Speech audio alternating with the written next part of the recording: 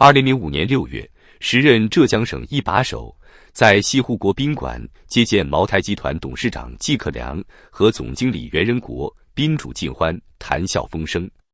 席间，一位秘书长还打趣道：“书记身体这么好，都是常年喝茅台的缘故。”谁能想到，短短20年后，那些曾在茅台酒香中推杯换盏、纵谈经济的人，竟亲手签下了一纸又一纸禁酒令。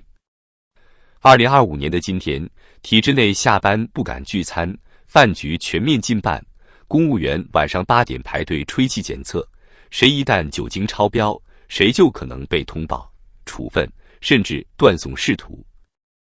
而这个社会，连茅台都开始被清洗、被打压，被迫退出历史舞台，你还指望经济能好到哪儿去？如今的中国体制内惨到难以想象。有人拍视频曝光，某县局每天晚上8点前，所有干部要准时在办公楼下集合，接受酒精测试。从纪委、网安、缉毒到信访办，全体列队，一个不落。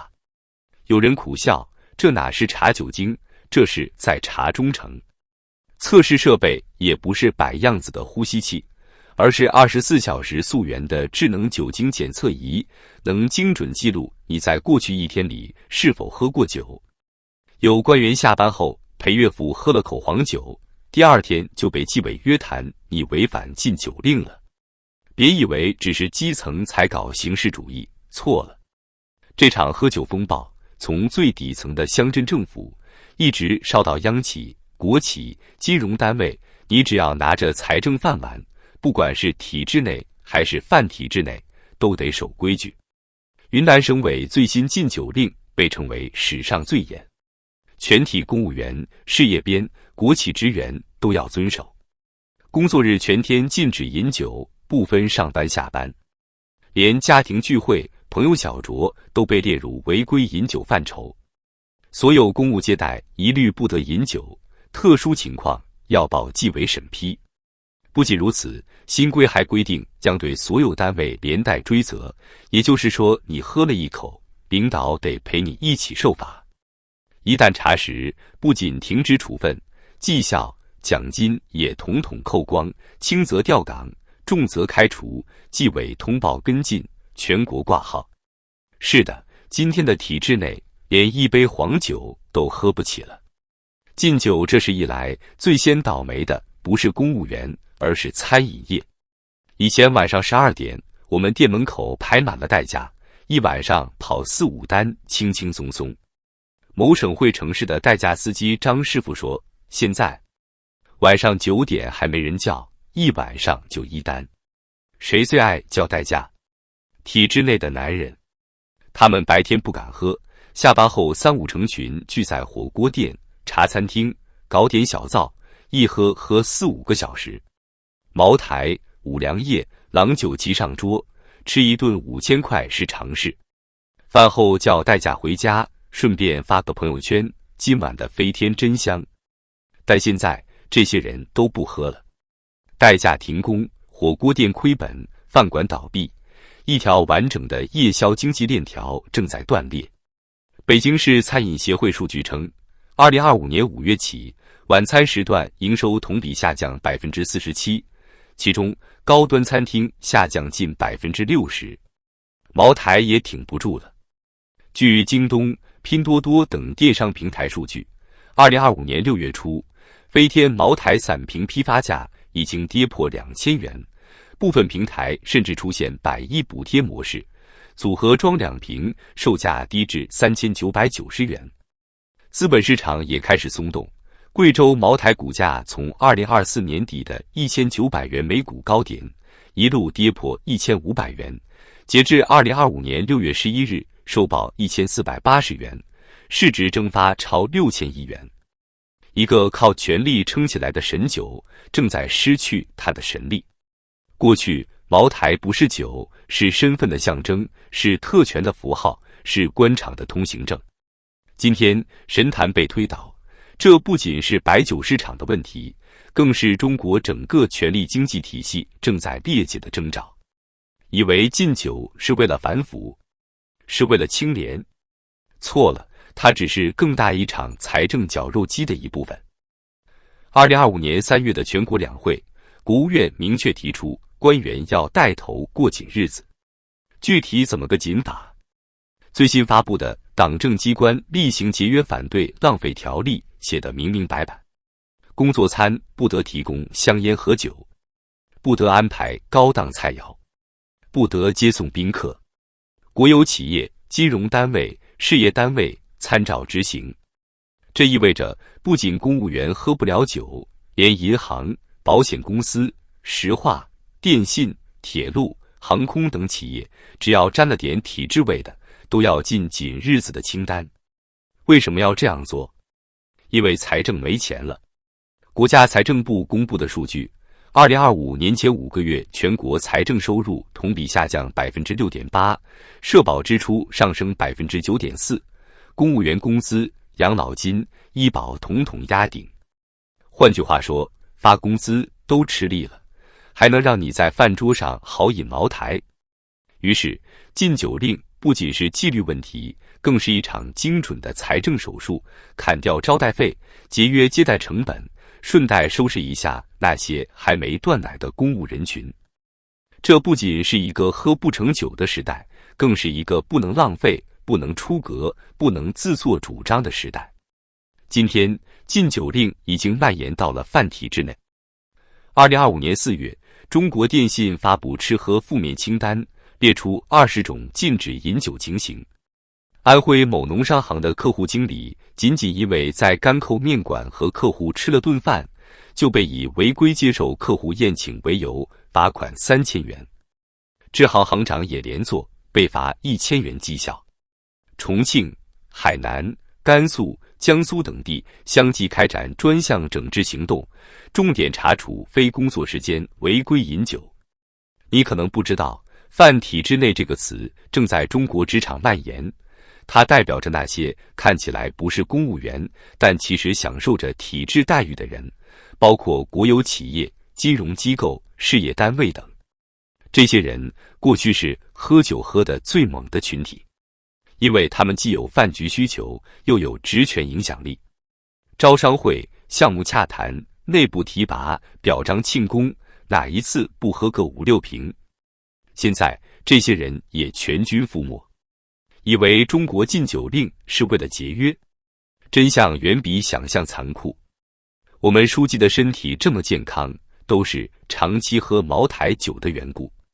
这是2005年时任浙江省委领导班子的某位高官对当时一位主政者的一句打趣。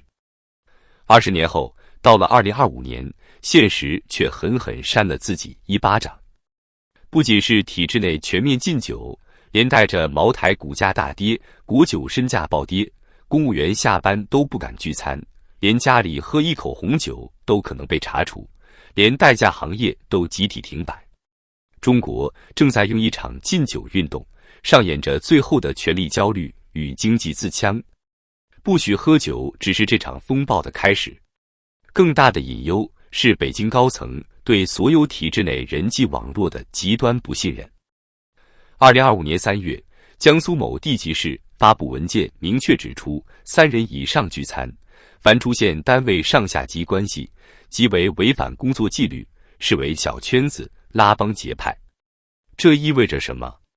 体制内不能3人吃饭，不能聚会，不能联络感情。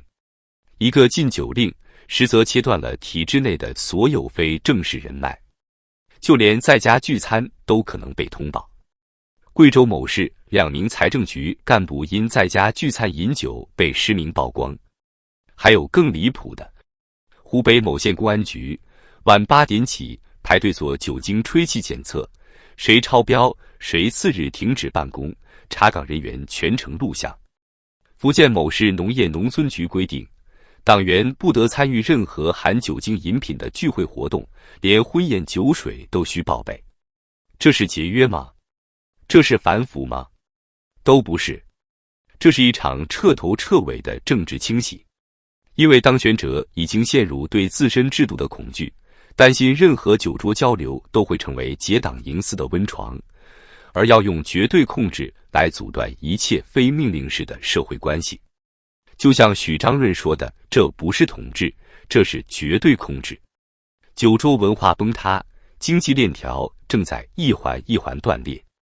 你可能会说，禁酒对百姓没啥关系，那你就大错特错了。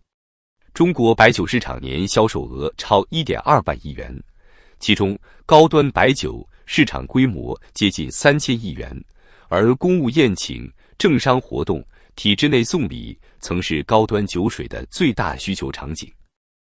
2025年上半年，仅因为禁酒令，中国白酒板块市值缩水约 1.3 万亿元人民币。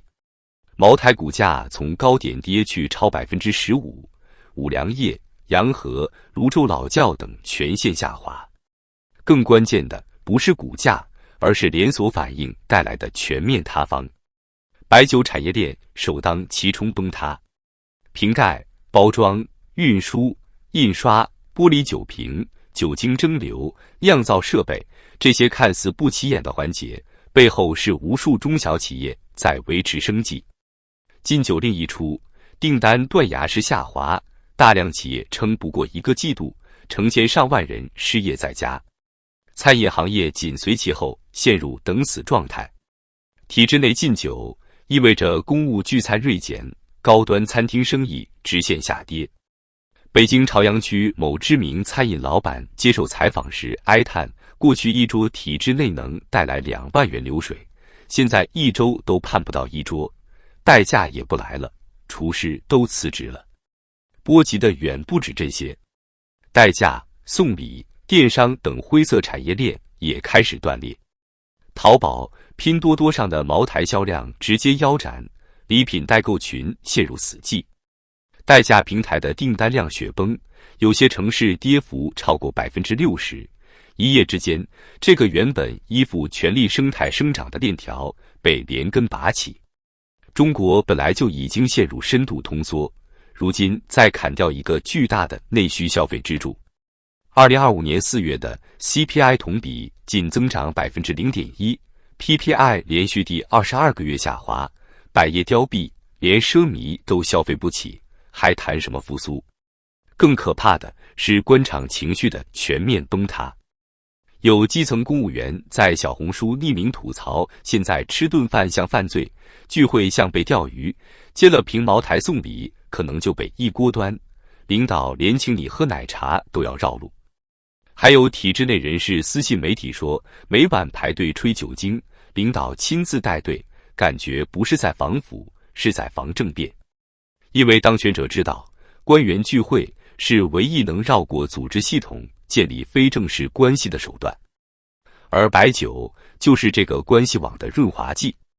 禁酒不是为了节约每一杯茅台的价格，而是为了打碎每一桌可能结成同盟的饭局。2025年不是体制内喝不起酒，而是没人敢喝酒。更深的是，没人敢信任彼此。你还记得疫情时代全民核酸检测吗？现在这场酒精检测风暴简直就是体制内版的新核酸，但这次不是测病毒，是测服从。白酒只是表象，禁酒背后是整个中国信任机制的崩塌。酒桌是中国最后的人情社会场所，不是因为酒好喝，而是酒能创造一种共识与默契。在一个不透明的体制下，很多话只能在酒后说，很多事只能在酒局办，很多关系靠一杯白酒建立。如今这个场所也被砸了，体制内自上而下，不信任，不放权，不聚会，不结盟，连私人生活都要控制。而这背后其实是整个中国社会的信任机制被连根拔起。你不准信任上级，也不准被下级信任。你不准在饭桌说真话，也不准在朋友圈交朋友。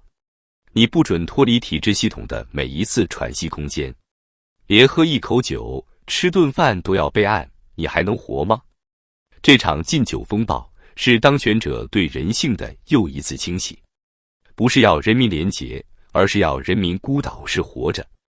不是为了节省财政，而是为了彻底摧毁信任的可能。